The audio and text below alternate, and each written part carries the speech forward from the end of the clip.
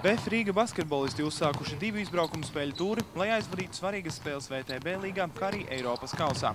Šodien veiksmīgi esam ieradušies Gdiņā, basketbolisti jau iemēģina viesu mājas zāles grozas un gatavojas rītdienas spēlē pret Asseco Prokom. Komanda Polijā ieradās bez Gata Jahoviča, Jura Umbraško un Ivana Ļeļubova, kura vietā spēlējas Andrejs Šeļakovs.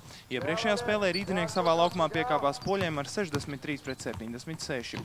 Līdz šim VTB līgā BF-iņam 5 spēlēs izcīnītas 2 uzvaras. Pēc panākuma pār HPL basketbolistiem Eiropas kausā BF-ieši ir apņēmības pilni rīt cīnīties par uzvaru.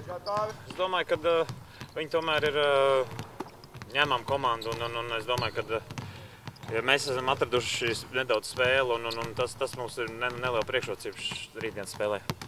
Spēli rīt 14:45 pēc Latvijas laika skatieties LTV7 tiešraidē.